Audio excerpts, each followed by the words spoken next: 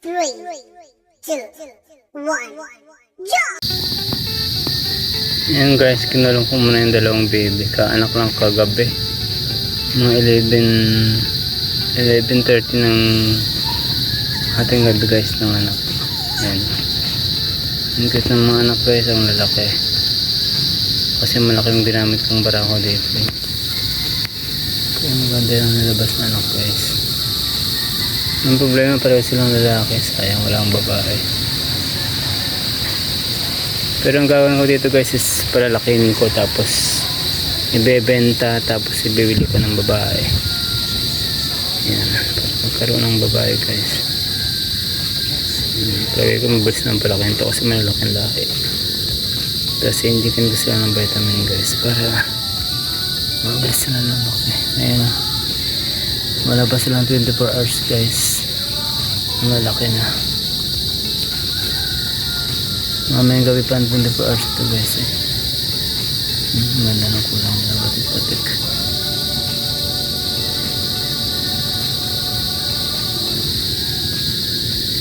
Ito nga palang pinakananay nila guys. Pinapakain ko sa damuhan. Ang gana niyang kumain. Gusto niyang kumain guys. Ang dami ang gatas, magatas siya. Kasawa yung mga baby niya guys. Yan. So isang araw guys, maraming beses ko nga pala siya nililipat para mabusog siya ng gusto, para maraming maibigay na ano yung anak niya. Marami siyang mabigay na gatas sa anak. Tsaka pinapainom ko rin kasi siya ng molasses guys. Ang molasses din kasi vitamin din kasi yun sa mga hayop, lalo na ng kambing. Kaya ano, tinitimplahan ko rin siya guys, tapos nalagyan ko ng asin yung pinakainumin niya na may timplang molasses. Yan. Yan guys, ang daming gatas. Ang pinakamamareglan dyan guys, yung isa ka ng gatas ng taba. Yan. Mga ilang linggo guys, pupurgahin ko na yan para matanggal yung mga bulate sa tiyan niya, para mas lalo siyang tumaba. Yan. Saka ibibili ko rin siya ng ano to guys, yung pampagatas. Pwede naman yung pakain sa kanya yung ano eh, pang baboy, yung milk maker na pang baboy. Ano ko na lang gawin ko din guys eh, tutunayan ko sa tubig yung feeds, yung pellets, tapos lagyan ko ng asin, tapos lagyan ko ng molasses para lalong sasarap yung kain niya guys. Ito yung baby niya kasi umambon kanina guys eh, kaya dinala ko dito yung scratch pin ang pinagkulungan ko sa kanila, tsaka yung nagdala ko ng ano guys, yung pangtabing para hindi sila mabasa kasi mga ganyang edad guys hindi pwedeng mabasa eh, kasi mga baby po yan. Itong at sobrang bata pa siya guys, wala pa siya ang 24 hours tapos mababasa siya. Delikado siya magkasakit, baka sapunin siya ganun. Kaya ingat-ingat tayo sa mga baby guys na ganyang maliliit pa lang. Kaya napasugod agad ako dito guys eh, kasi umambon, kaya sumugod ako agad dito. Nagdala ako ng ano niya, naglagay ako ng pangbubong nila. Ayan. Ayan. Tapos nalagyan ko ng kawayan guys, pahaba para hindi ano siya guys, para diretso lang siyang sa dulo para mas lalo silang ano, tsaka para papasok ng hangin guys. Ayan o, yung isa sobrang iyakan, yung isa guys ano na, nakaupo na papo na.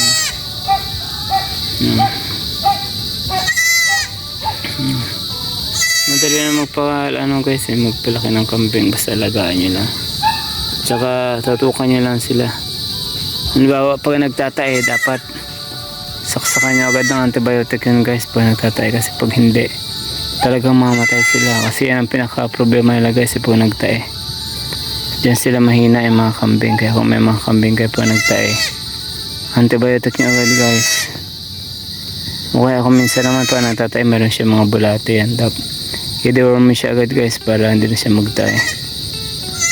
Pero mga ganitong kaedad talaga nagtatay sila to guys, hindi maiwasan kasi mga bata pa sila. Tsaka nakadede na kasi sila ng gatas, nakatikim na yung tiyan nila, kaya yun, medyo nagtatay sila na, normal lang yan guys. Basta ang kailangan nyo, pag may taing namumuo sa puwit niya, dapat tanggalin nyo guys para hindi bumara, kasi pag hindi nyo tinanggal yung babara yun. Pag nagbara, hindi na nalabas yung mga tae niya guys sa puwet, kaya magbabara yun. Delikado magkasakit yung ano guys, yung bebe ng kambing. Kaya dapat ano talaga, marunong kayo talaga mag-alaga. Yan. Ayun lang naman, mga ilang araw lang naman nyo tututukan to guys, yung mga baby. Isi-safety nyo lang sila, bantayan nyo para yun, siguradong hindi siya mamatay guys. Kasi pag namatayan kayo na isang kambing, sayang guys, kasi tagal nang hinintay. 5 buwan kayo na naghintay na mga anak, tapos mamatay na, sayang guys. Kaya ingatan nyo sila, bantayan. Yan. Yan ang buhay ng mga baby kambing guys. Lalo ngayon panahon ng tag-ulan. Pag nagpaanak kayo ng tag-ulan guys, talagang tututukan nyo sila, babantayan nyo sila. Kasi pag hindi nyo tinutukan, wala patay talaga. Kasi nga malalamigan sila, kasi nga ulan ng ulan. Puti nga ngayon, hindi na masyado tuloy-tuloy. Buti nga hindi nagtutuloy-tuloy yung ulan guys eh. Yan. Yan ang tip ko sa inyo guys. Pag bibi pa lang, tutukan nyo talaga, alagaan nyo para hindi kayo mamatayan. Yan. Tsaka yung nanay dapat, ayan, lagi nyo siya pinapakain. Dapat sa isang araw lagi silang busog, marami silang nakakain. Tapos pwede nyo naman silang pakainin ng ano guys, yung napier. Napier pampagatas din kasi. Kakatapos ko lang kung nga pala siyang pinakain guys, yung napier na ubos niya na. Bala binigyan ko siya ng napier kanina. Ubos kinanganan ko siya guys. Yan. Yung mga papakain nyo sa kanya, napier. Kasi ang napier guys, nagpapaano ng gatas yun eh. De-develop ng gatas sa katawan niya. Yan. Kasi may napier ako dito guys. Doon sa dulo guys. Yung tanim ko doon. Tanim ko napier. Mga napier na ano guys, yan yung pakchong, yung malalapad. Mga imported yan guys, hindi siya local. Kasi mas magandang alagaan yung imported kasi malalapad. Mga local guys, mga pet, ano lang, mga may hindi masyadong malapad, kaya maraming makakain doon. Ito malalapad na sa bliss yung mga busog dito guys. At saka yung pampagatas nga pala, yung Madre de Agua, yan, marami akong tanim na Madre de Agua dyan guys. Kaya nagtatanim din akong marami kasi kailangan ko sa mga hayop, alaga akong mga animals. Ayan, kain na siya ng kain guys. Magano kumain. Yan, kaya dapat ano, ang pinakaunang tututukan nyo yung nanay kasi yun na nagbibigay ng gatas guys sa mga anak eh. Yan. Yan. Ang lakas kumain nyo guys. Yan, importante. Buti nga uminit guys oh. Kasi kung di uminit ako hirap.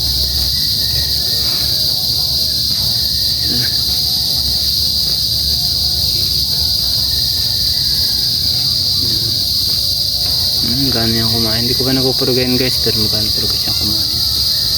Kasi maraming ang damo dito sa amin kasi tag-ulan. Sawa dito guys. Yan. Palibutan yung manggahanda namin dito eh. Puro damon talaga.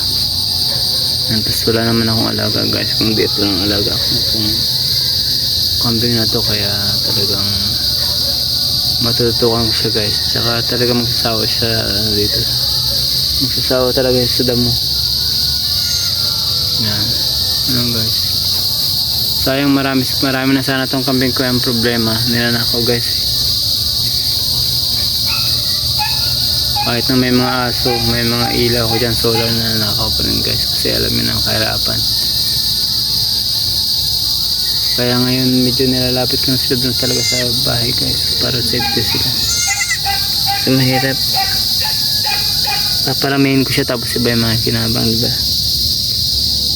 Ang problema dyan. Kaya yan, tututukan ko ulit ngayon guys yung mga alaga ko. Kaya gusto lang binabantayan. Nung buntis nga to guys, sila kong pinapastulan. Kahit nagabihan na ako, pinapastulan ko pa rin. Importante lagi siyang busog. Kaya naging anak niya yun guys, ang gaganda, talagang matataba sila. Kasi nga nung nasa tiyan pa siya, talagang alagap tong nanay. Binibigyan ko lagi ng vitamins, yung molasses, yan, tuwing hapon guys. Pag sinilong ko na siya tuwing hapon, yan, pinapainom ko siya ng molasses. Tinitimplan ko ng asin guys, para masalo siyang ganahang humigop ng molasses. Yan. Yun lang ano guys to, yun lang ang tip ko sa inyo. Busugin nyo lagi yung nanay, tapos bigyan nyo ng vitamins, yung molasses guys, maganda rin yun kasi pampangana ang kumain yun eh. Yan, pampangana ang kumain yung molasses. Mura lang naman siya, tsaka matipid lang yun guys, matipid gamitin. Tapos nabibili nyo pala ang molasses sa may poultry supply, pwede kayo magtanong doon. Kung wala man silang molasses guys, pwede naman kayo mag-order sa kanila. Go-order naman kayo sa mga supplier nila guys. Yun.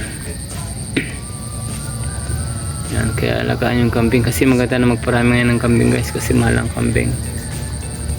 Yung bagong walay ngayon yata guys, mga native na sa 3,000 na, dati 1,500, ngayon 3,000 na. Kaya importante talaga magparami ng kambing kasi madaling ibenta ang kambing kasi sa mga okasyon guys eh. Madaling ibenta sa may mga birthday, naghanap sila ng kambing ng papunta nila. Yan ang ano dyan. Kaya alagaan nyo talaga guys ang kambing nyo. Yan. Basta tip ko sa inyo guys, ganyan lang mga baby. Yan.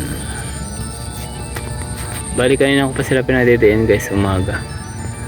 Pagkagising ko sa umaga, dinala ko na agad dito sa nanay, tapos pinadidi ko na agad sila. Tapos kaninang mga 9 o'clock yan. 9 o'clock kanina guys, pinadidi ko na naman sila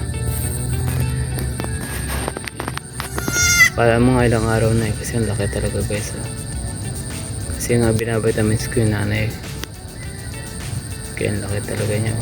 Kala nyo ilang araw na ang taas yun na, samantalang wala pa siyang 24 hours yan guys. Yan yan, yun lang tip ko sa inyo guys. Basta alagaan yung baby kambing pag nanganak siya ng tagulan, huwag nyo hayaang mabasa para hindi siya sipunin at magkasakit kasi pag sinipon guys pwede rin magkasakit, mawala na siya ng gagana kakain. Yan, pag mga ilang linggo na yun guys, bibigyan ko na siya ng vitamins. Sasaksakan ko na yun para lumaki siya agad guys. Magandang vitamins guys yung Belamil.